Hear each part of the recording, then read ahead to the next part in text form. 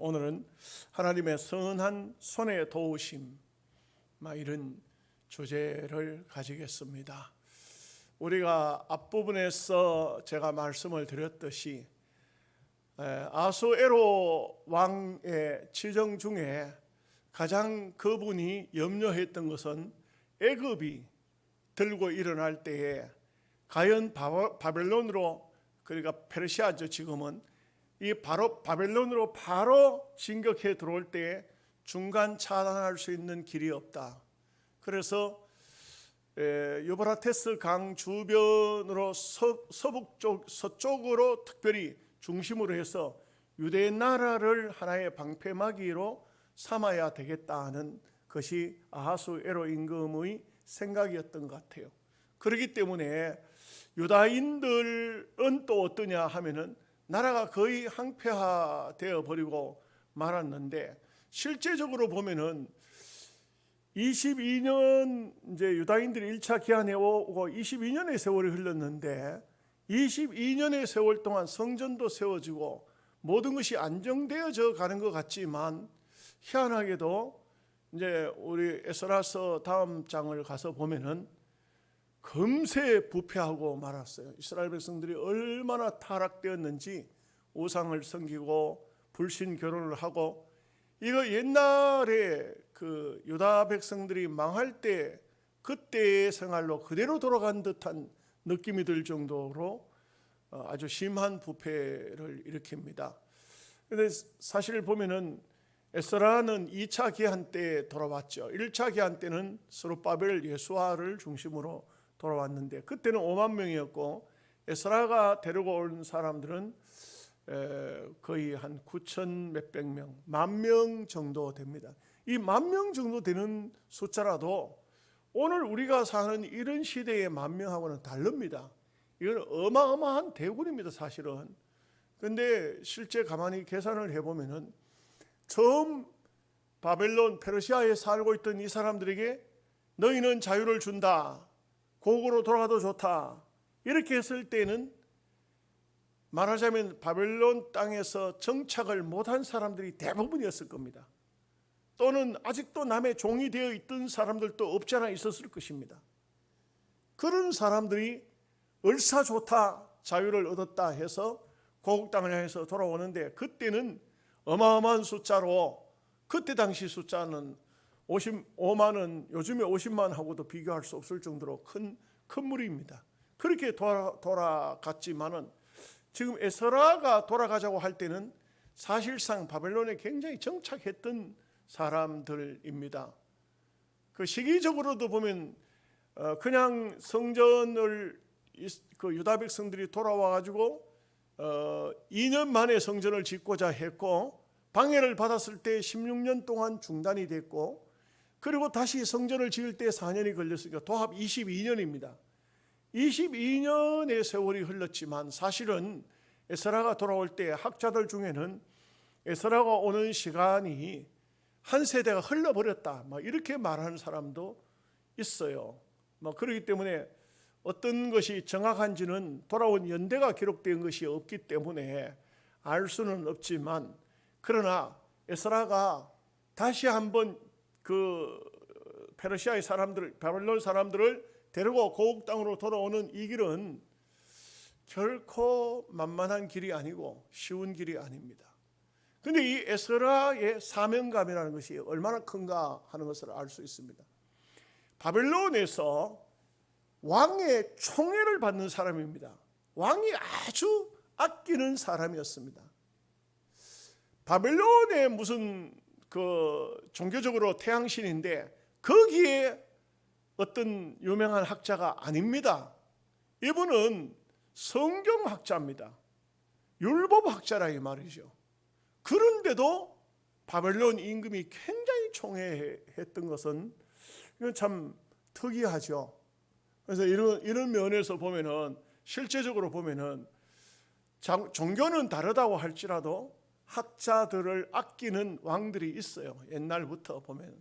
그런 우리나라에도 조선시대에도 보면 아주 성균관을 만들고 이렇게 학자들을 아끼던 임금들이 있지 않습니까? 세종대왕이라든지 이런 사람들은 얼마나 그 학문을 많이 가진 사람들을 귀히 여기고 아끼고, 심지어는 천민 서출 출신이라도 학문이 깊은 사람을, 그런 사람을 뭐 이렇게 대학자로 분류해서 이렇게 취급해 주는 것처럼 아하수에로 임금이 그러했던 것 같아요.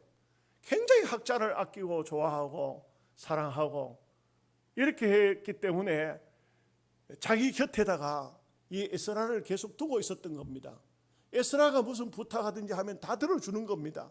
그런데 에스라가 이 왕으로부터 총애를 받고 이 페르시아 땅에서, 바벨론 땅에서 정말 평안하고 안락한 삶을 사는 도중에 마음속에 어느 날 기도하는 가운데 아마 잘은 모르지만 성령의 감동이 강하게 온 것 같아요.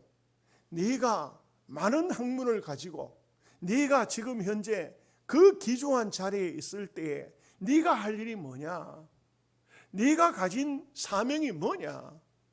네가 학문을, 좋은 학문을 가지고 높은 자리에 올라갔을 때에 너 혼자 잘 먹고 잘 살아라고 내가 네게 이런 은혜를 준 줄 아느냐?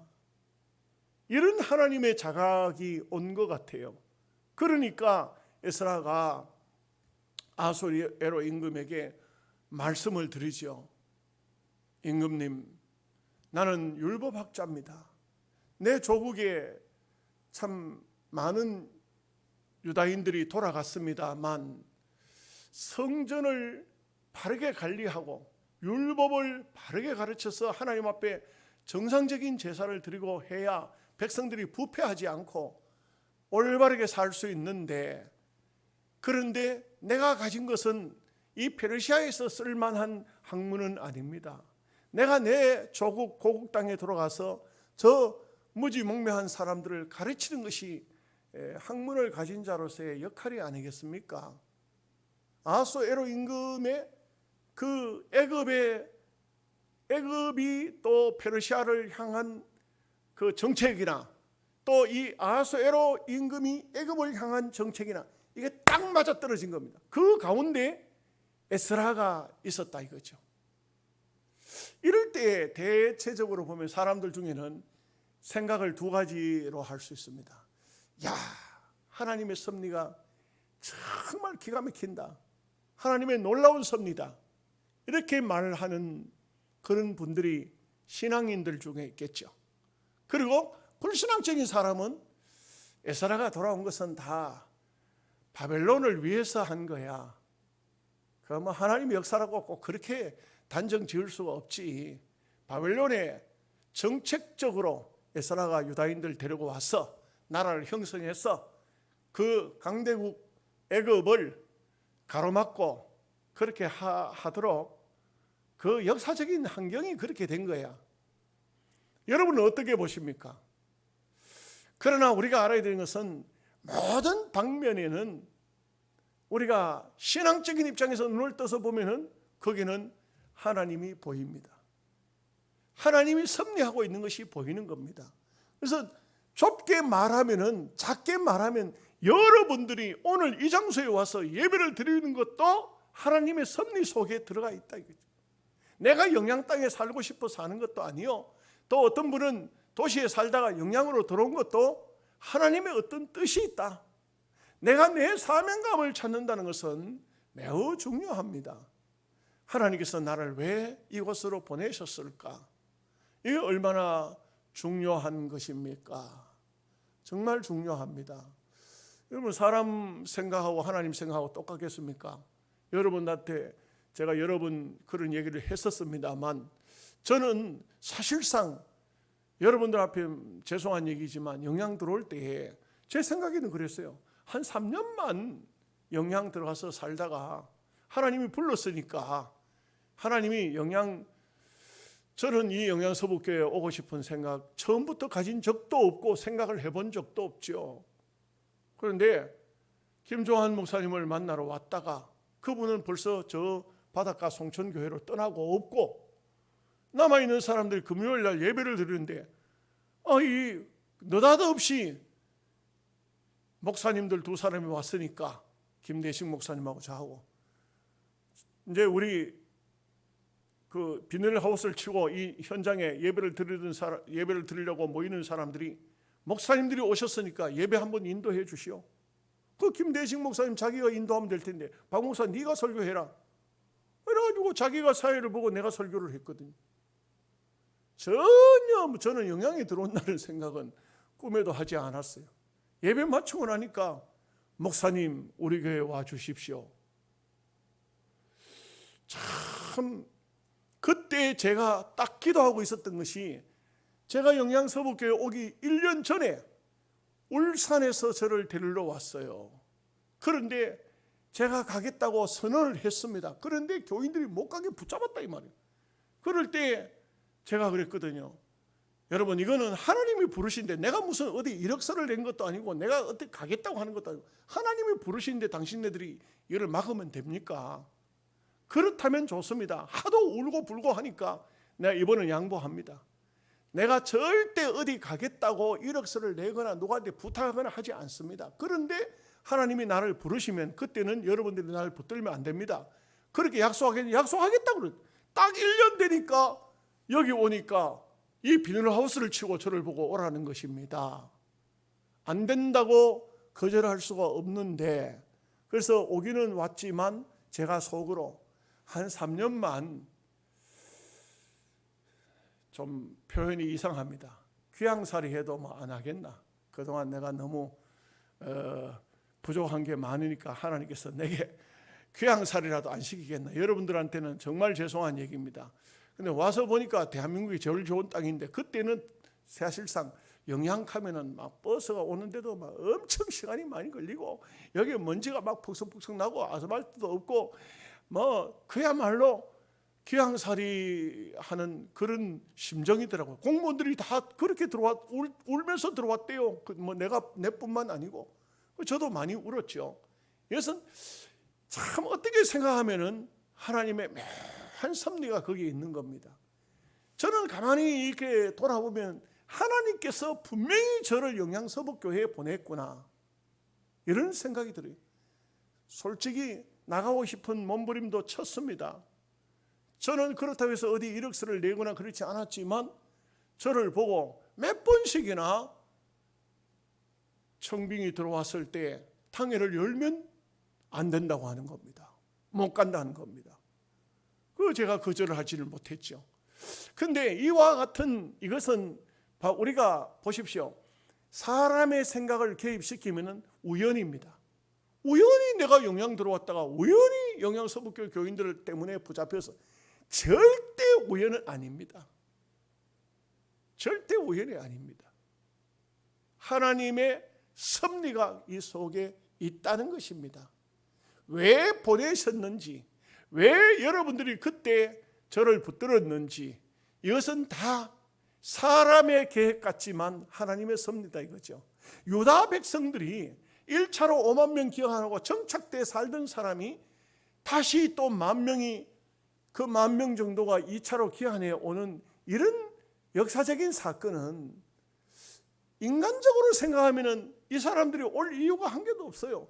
2차로 귀환에 올 때도요, 얼마나 많은 금은 보화를 가지고 왔는지 몰라요. 하나님을 섬기기 위해서. 이 사람들에게 정말 그 황폐한 예루살렘 아닙니까? 후진 겁니다. 힘든 겁니다. 이런 땅에 오겠다는 마음을 가지는 것 자체가 참 하나님의 은혜가 아니면 절대 될 수가 없는 것입니다. 우리 동기들이 저 남미 쪽에서 선교하는 선교사들을, 우리 79 동기가 이제는 뭐 거의 은퇴가 가까워오는 목사님들이잖아요. 그런데 선교사로 가 있는 분들 중에 뭐 볼리비아라든지 뭐 저렇게 그 남미 쪽에 뭐 아르헨티나, 뭐 브라질, 페루 이런 쪽에 가 있는 목사님들이 엄청 고생합니다. 우리 대한민국에 사는 사람들은요, 그런 목사님들은요, 그런 쪽에 있는 선교사님들하고 비교하면 비교도 안 됩니다. 그런데 이게 남서호 목사가 회장이 됐는데 그 사람들한테 한번 가서 그 우리 칼빈주의도 좀 가르치고 거기 있는 거기에 가서 집회도 좀 하고 선교사들 좀 돕자 이런 또 그 회장이니까 자기가 바람을 불러 일으켰어요. 그 저보고도 가겠냐고. 나는 못 간다고. 나는 못 간다. 내가 남미 갔다 죽을 뻔했다고. 그냥 죽을 뻔했다. 아이고 못 간다고. 난 절대로 못 간다고. 하여간 거절을 했습니다만, 그런데 참 그 늘 카톡을 통해서 봐요. 그 볼리비아 같은 데서도요 보면요, 지금도 코로나 때문에 이게 뭐, 그러니까 이 대한민국에 사는 게 얼마나 여러분 좋은 환경 속에 사는지 아십니까? 그런 데 보면은 사람이요 막 쓰러져요. 길에 쓰러져요. 시체가 누워 있어요. 그 동영상 찍어놓은 거 시체가 길에 그냥 나둥그러져 있다고요. 말도 못해요. 거의 뭐 실제적으로 보면은 캐톨릭 국가이지만 공산주의나 마찬가지일 정도로 그렇게 뭐 데모대를 시위대를 진압하는 거 보면은 거의 공산주의나 마찬가지 정도로 그렇게 하고 있어요. 막 이런 데입니다. 그런 데서 인간적으로 생각하면 코로나가 왔을 때 선교사들 다 뭐 당신네들 내가 우리 거기에 갔다가 이 코로나 끝나면 나올 테니까 기다리시오 하고 돌아올 수도 있죠. 그런데 선교사들이 그렇지 않아요. 어떤 선교사를 보니까 아버지와 아들하고 전부 다 병원에 코로나 걸려가지고 누워 있더라고. 그래서 우리가 기도하고 이렇게 하고 있는데 참 안타깝지요. 그런 거 보면은, 그런데도 왜 그 사람들이 그런 곳에 가서 그렇게 소위 세상 말로 직사게 고생하면서도 그곳에서 그냥 복음을 전하고 있느냐. 그것은 다 하나님의 섭리 속에 들어간다 이거죠. 육신적으로 안락한 삶을 살고 평안하게 살려고 하면 공부를 적게 했습니까? 그런 사람들일수록 공부 많이 한 사람들입니다. 선교사로 나간 사람들이. 외국말을 뭐 스페인어하고 이런 사람들이 공부를 적게 해가지고 그 사람들한테 복음을 전할 수 있습니까? 그런데도 나가서 복음을 전하고 그 사람들 함께 같이 부닥치고 울고 웃고 하는 것은, 이것은 참 놀라운 하나님의 감동이 없이는 안 된다 이거죠. 우리 인생길은요 언제나 마찬가지입니다. 하나님의 선한 손, 하나님이 우리를 붙잡아 주는 선한 손이 있어야 됩니다.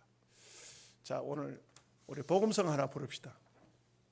주님요 이 손을 꼭 잡고 가소서. 아마 뭐 거의 잘 아시겠죠. 같이 한번 불러보겠습니다.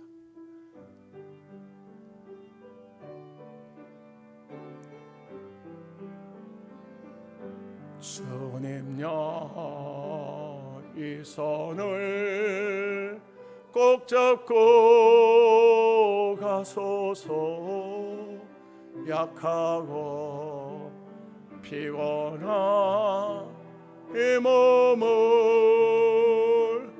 폭풍과 흑암속 헤치사 빛으로 손잡고 날 인도하소서.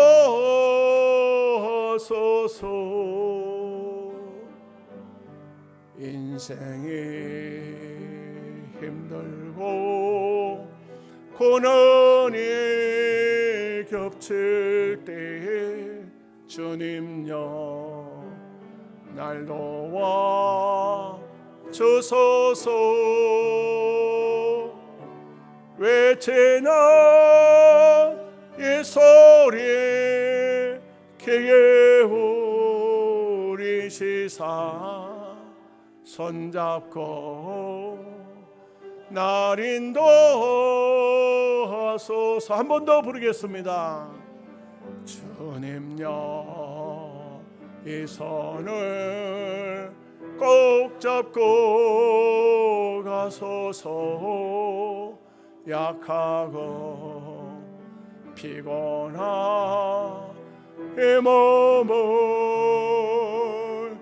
폭풍과 흑암속 헤치사 빛으로 손잡고 날 인도하소서.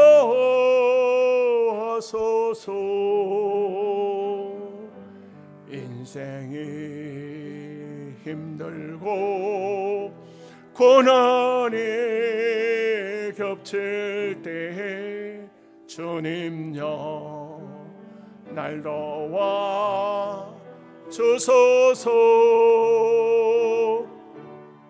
외치는 이 소리에 귀 기울이시사 손잡고 날 인도하소서.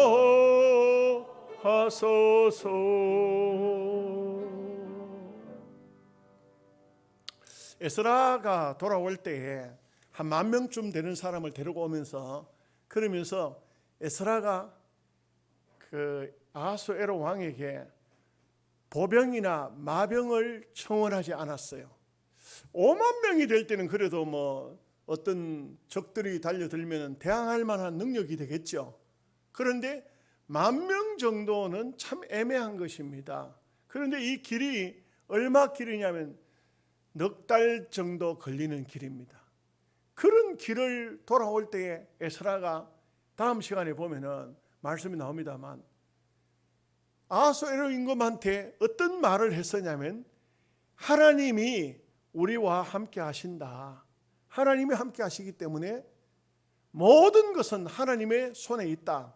이렇게 장담을 하고 믿음을 아하수 임금에게 심었는데, 그래서 아하수 임금이 이렇게 돌아가라고 허락을 했는데 다시 보병과 마병을 청원하면은 부끄럽다 이 말이에요. 하나님을 믿는다고 하면서 또 이제는 또 아이고 두려우니까 그 보병하고 마병이 좀 있어야 되겠습니다. 이렇게 말할 수가 없어요. 그러니까요, 이 에스라가 어떻게 하냐면 사람이 다 모이니까 금식합니다. 금식하면서 얼마나 하나님 앞에 기도합니다. 이런 모습은 참 중요한 모습이에요. 우리가 인생길을 갈 때에 하나님이 함께 하신 줄 믿습니다 했지만 막상 떠나라고 하면은 참 힘들거든요. 그럴 때 우리가 할 수 있는 것은 기도밖에 없습니다. 하나님 도와주십시오. 이것밖에 없죠. 그래서 이제 돌아오게 됩니다. 자, 오늘 말씀은 14절까지는 전부 사람의 이름이 나오기 때문에 생략을 했습니다.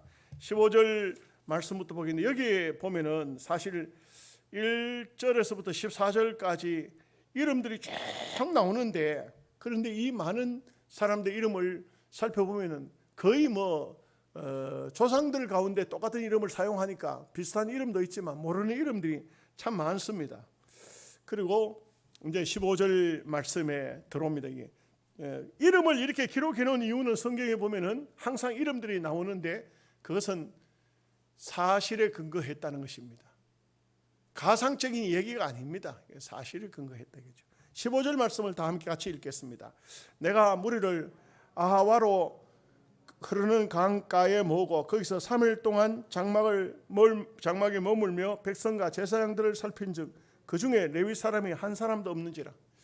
참 이게 에스라가 정말 믿음의 사람이라는 중요한 이유가 뭐냐 하면은 먼저 하나님께 헌신된 사람이 있느냐 없느냐, 주의 종을 먼저 찾는 것입니다. 여러분 신앙인입니까? 그렇다면은 예를 들어서 여러분들이 직장에 들어갑니다. 이력서를 냈습니다. 이 직장이 죄를 성수할 수 있는가 없는가, 이것을 살필 수 있는다면 믿음의 사람입니다. 여러분이 이사를 가야 됩니다. 안 갈 수가 없습니다. 직장 들어가는데 집을 얻어야 됩니다. 집을 얻었을 때 내가 예배당에 출입하는데 지장이 없는 곳인가? 아니면은 그런 생각 없이 내가 편리한 대로, 어떤 사람은 주택을 얻었는데 교회 가기가 어려워서 교회를 못 나오는 사람이 있다고 그래요.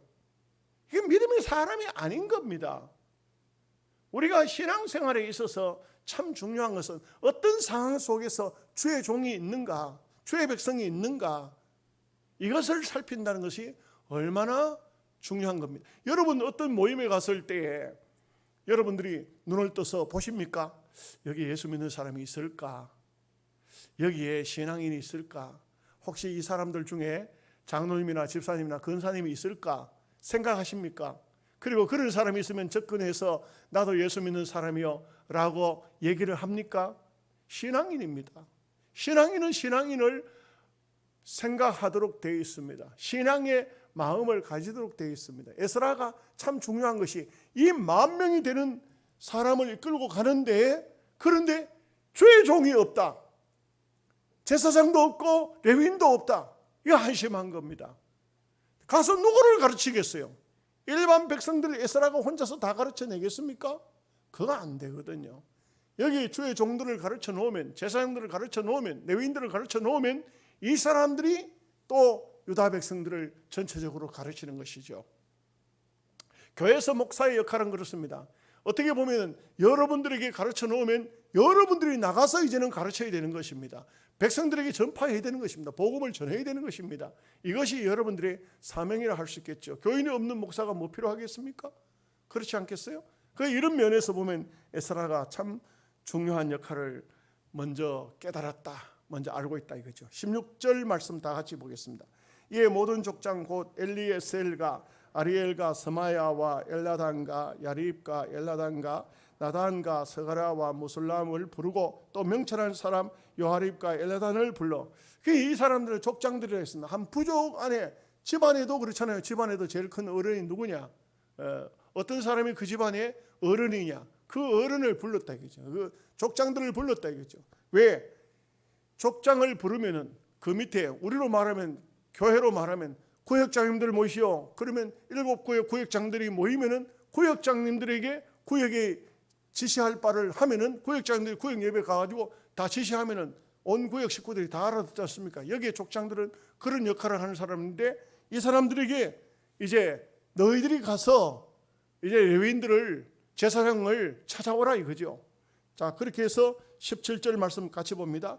가시바 지방으로 보내어 그곳 족장 이또에게 나아가게 하고 이또와 그의 형제 곧 가시바 지방에 사는 느디님 사람들에게 할 말을 일러주고 우리 하나님의 성전을 위하여 섬길 자를 데리고 오라 하였더니, 느디님 사람, 느디님 사람, 이게 중요합니다.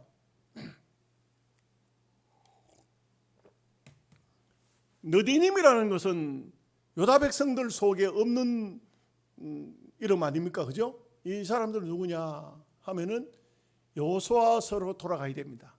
여호수아가 가나안 땅을 정복해 들어갈 때에, 그럴 때 어떤 나그네들이 왔습니다. 옷을 아주 남루하게 입고 신발이 다 떨어지고 곰팡이가 핀 떡을 가지고 이 사람들이 여호수아를 찾아왔어요. 그 여호수아를 찾아왔는데 그 여호수아가 그들을 보고 너희들은 누구냐? 당신들은 누구요? 하고 물었더니 이 사람들이 뭐라고 하냐면 아주 지명도 말하지 않아요. 우리는 먼 나라에서 당신네들의 소식을 듣고 가나안 땅을 점령한다는 소식을 듣고 그리고 당신들을 찾아왔다. 우리는 먼 나라에서 또 당신들을 찾아왔는데 당신들은 우리를 버리지 말라. 우리도 당신들과 함께 하고 싶다. 그러니까 여호수아가 막 한껏 마음에 들떴어요. 너무 기분이 좋았어요. 벌써 아마 이 소식을 누가 어디서 들었는지 이 사람들이 와가지고 우리한테 몸을 의탁한다. 그러니까 알겠다. 너희들 보호해 주겠다. 너희들 절대로 우리 가운데서 함께 살겠다. 이렇게 했어요. 그렇게 했는데 아이고 이게 웬일입니까? 이 사람들이 어디서 온 사람이면 기브온에서 온 사람들입니다. 가나안 족속이었어요. 세상에 가나안 족속은 하나님께서 진멸시키라 했는데 이 사람들이 죽을 걸 자기네들 가만히 있으면 죽겠다 싶으니까 깨를 내 가지고 곰팡이 핀 떡하고 막 신발하고 옷하고 전부 다 막 나그네 복장을 하고 멀리서 온 사람처럼 아주 허름하게 가지고 그래 가지고 다가온 것이죠. 여호수아가 속았어요. 그런데 그 사람들하고 여호와의 이름으로 맹세를 했거든요. 어떻게 하겠어요? 그러니까 여호수아가 왜 속였느냐고 그들에게 구중을 해요. 그러니까 이 사람들이 하는 말이 우리가 안 속이면 당신 받아주겠냐 이거야. 보자마자 우리 다 죽였을 거 아니냐. 우리도 살려고 했다 이거야. 그래서 여호수아가 하는 말이 그러면 너희들 장작 패고 물길러 오고 빨래하고 제사장을 돕는 사람이 되어라. 이렇게 해가지고 느디님 사람들이 있는 장소에는 누가 있을까요? 제사장들이 있다. 무슨 말인지 이해가 되십니까? 그 느디님 사람들을 찾았기 때문에 이제는 됐다 이거예요. 왜? 그러면 레위인도 있을 것이고 제사장도 있을 것이다.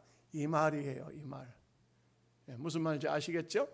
이것은 참 보면 이 사람들은 비록 가나안 족속이었지만 그러나 역사적으로 보면 유다인들에게 억지로라도 편입돼서 유다 백성이 된 사람들입니다. 그래서 결국은 하나님의 제사장들을 돕는 사람이 되었지만 그러나 이 사람들은 나중에 보면 아하수에로 임금이 이 사람들에게는 세금도 면제해 주라 이렇게, 왜냐하면 하나님이 일하는 사람으로 보았어요. 장작 패는 사람도 하나님이 일하는 겁니다.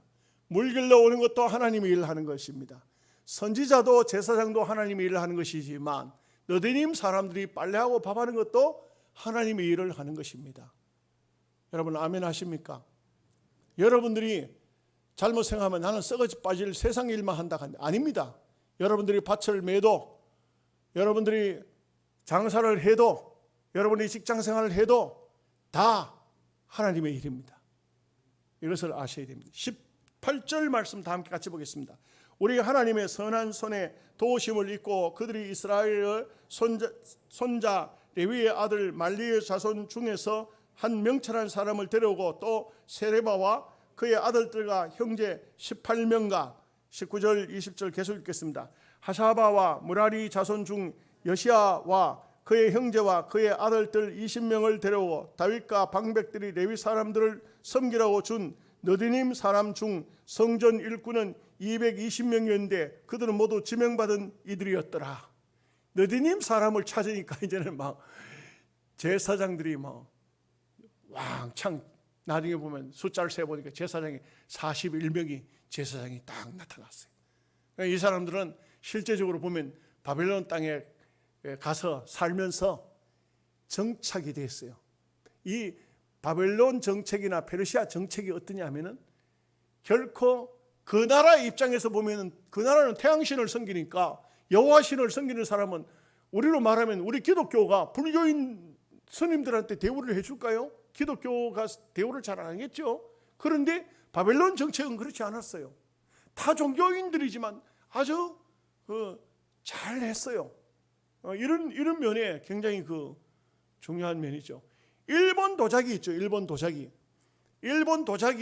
또 일본에서 깎아놓은 석탑들 이런 게요. 우리가 해놓은 고려자기, 청자기 이런 것보다 일본 자기가 못지 않아요. 대단해요. 그 다음에 막 석탑들 있지 않습니까? 우리나라에도 신라시대 때 또 저 고구려 광개토 대왕비도 있고 이런데 일본에 가면은요 엄청난 그런 석기 문화가 발달돼 있어요. 다 이 석공들 도공들이 어디서 왔느냐? 조선에서 잡아갔어요. 여러분 이 조선 땅에서 잡혀갔는데 나중에 해방이 되고 난 다음에 그 도공들 석공들을 돌려달라고 일본을 향해서 우리나라에서 정식적으로 요청을 했거든요. 그런데 본인들이 안 돌아오려고 그래요. 일본에서는요 최고의 사대부가 뭐냐? 우리로 하면 최고의 그 나라 안에서 아주 중요 요직에 있는 사람들이 사대부. 이 사대부가 뭐냐? 사무라이래. 사무라이는 엄청난 대우가 있어요. 일본에서. 그런데 일본 사람들이 한국 와서 도공들, 석공들을 다 잡아가지고 일본을 끌고 갈 때 줄줄이 묶어가지고 끌고 갔지만 끌고 가가지고는 딱 갖다 놓고는요 좋은 주택을 주고 그냥 먹을 걸 풍성하게 주고 그리고 예우를 하는데 사무라이급의 예우를 했어요. 우리나라는 어때요? 우리나라는 막 천문학 하는 그런 사람도 막 상놈이라고 마구제비를 대하고 이게 그런 도공들, 석공들 조금이라도 잘못됐다 하면 막 잡아다가 죽이고 막 이렇게 하잖아요. 근데 일본에서는요 최고 대우를 했어. 그러니까요 나중에 해방이 돼서도 돌아오라 할 길에 안 돌아오려고 하는 거라. 그래서 지금도 일본에 가면요 그 나무로 절을 짓지 않습니까? 그죠? 일본 사람들은 우리나라 절하고 조금 달라요. 다른데 절을 지는 거 대체적으로 한국 조선 사람들이 지었어요. 조선 사람이 정확히 말하면 백제 사람들이 지었어요. 이 백제 기업이 지금 일본에서 최고로 오래된 기업 중에 하나가 백제 기업이 있어요. 이런 면에서 보면 저 일본 사람들이 보통으로 약은 사람들이 아니에요. 약은 사람들이 아니에요. 우리도 그렇잖아요. 누구든지 간에 사람 잘 대우해 주면 뭐 그렇지 않습니까? 누구든지 마찬가지인데 사람 잘 대우해 주면 내가 여기서 이렇게 대우받고 평안히 잘 사는데 내가 뭐 하려고 조선에 가가지고 뭐 내 민족이라고 내 혈족이라고 가서 고생하면서 골탕 먹을 필요가 뭐 있냐? 또 일본에 끌려갔다 오면 막 그냥 또 막 욕을 해요. 외놈이라고 하고 말이죠. 이렇게 막 천대를 받는다고. 조선 사람이라도 그렇게 천대를 받는. 여기에 페르시아, 바빌론, 페르시아 이 지역에서 이 정책이 똑같았어요. 바빌론 정책이나 페르시아 정책이 똑같았던 게 뭐냐면은 타 종교인이라도 우리로 말하면 이방 종교인이라도 예우를 했어요. 얼마나 예우를 잘했던지 세상에 에스라가 사명감을 가지고 고국 땅으로 돌아갈 테니까 전부 모집을 했는데 10,000명 정도 나왔는데 이 레위인들은 한 명도 안 나왔다는 거예요. 무슨 말인지 아시겠죠?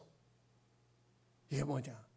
오늘날로 말하면은 목사님들인데 목사님들 오십시오 하니까 목사님들이 하는 말이 여기 살기가 훨씬 좋은데 말라고 유대 나라까지 가려고 고생하려고 안 갈라 하는 겁니다.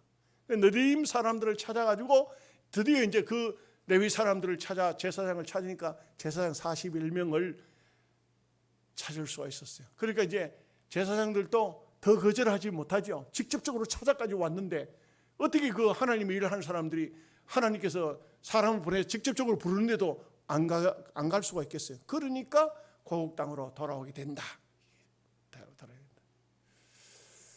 여러분, 우리가 억지로든 헌신하든 함께 할 수 있다는 것은 큰 축복이고 주의 손이 함께 하는 것입니다.